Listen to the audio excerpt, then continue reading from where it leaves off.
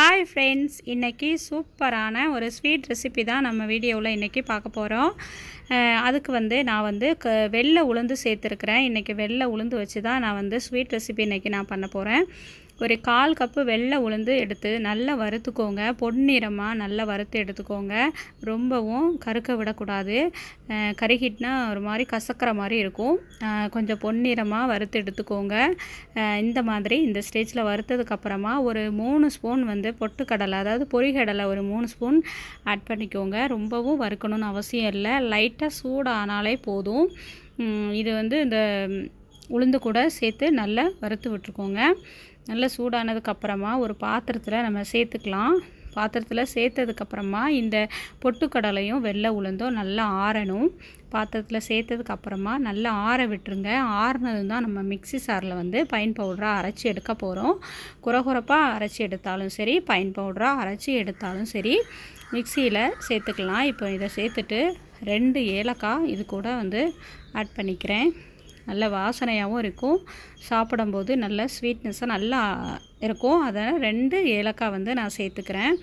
இப்போ நம்ம மிக்சியில் அரைச்சி எடுத்துகிட்டு வந்துடலாம்.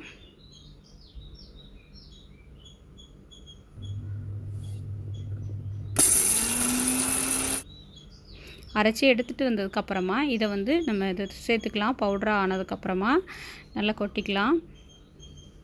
ரொம்பவும் குறகுறன்னு இல்லாமல், ரொம்பவும் பவுடராக இல்லாமல் அந்த மாதிரி அரைச்சி எடுத்ததுக்கப்புறமா நான் வெல்லம் சேர்த்துருக்குறேன். வெல்லத்தை பொடி பண்ணி ஒரு 2-3 ஸ்பூன் சேர்த்துருக்குறேன். உங்கள்கிட்ட நாட்டு சர்க்கரை இருந்தால் நீங்கள் அதை சேர்த்துக்கோங்க. நான் வெல்லம் தான் சேர்த்துருக்குறேன். மண்டவெல்லம் அதை ஒரு 2.5 ஸ்பூன் நான் சேர்த்துருக்குறேன். அது கூடவே தண்ணி ஆட் பண்ணி நல்லா கரைச்சி வச்சுக்கணும். அடுப்பிலலாம் சூடாக்கணும்னு அவசியம் இல்லை. நம்ம இதோட தண்ணி சேர்த்து நம்ம கரைச்சி வச்சுக்கணும். இந்த வெல்லத்தில் உங்கள்கிட்ட நாட்டு சர்க்கரை இருந்தால் இன்னும் ரொம்ப பெஸ்ட்டாக இருக்கும். என்கிட்ட வெல்லம் தான் இருந்துச்சு. அதனால தான் நான் வெல்லத்தை கரைச்சி சேர்த்துக்கிறேன். நல்லா கரைச்சி சேர்த்துட்டு நம்ம அரைச்சி வச்சுருக்கோம் இல்லையா, அந்த வெள்ளை உளுந்து அப்புறமா அந்த பொட்டுக்கடலை அது கூட நம்ம சேர்த்துட்டு நல்லா கிளறி விட்டுக்கோங்க. கிளறி விட்டதுக்கப்புறமா நம்ம அடுப்பில் வச்சு கொஞ்சம் சிம்மில் வச்சுட்டு ஒரு ஸ்பூன் நெய் சேர்த்துட்டு நல்லா கிண்டி விடுங்க. நெய் சேர்த்ததுமே நமக்கு கட்டியாக ஆயிரும். உளுந்து எருகலாக தானே இருக்கும். அந்த சேர்த்ததுக்கப்புறமா கட்டியாக வந்துடும். லைட்டாக ஒரு பெரட்டினாலே போதும். ரொம்பலாம் நம்ம ஹீட் பண்ணணும்னு அவசியமே இல்லை.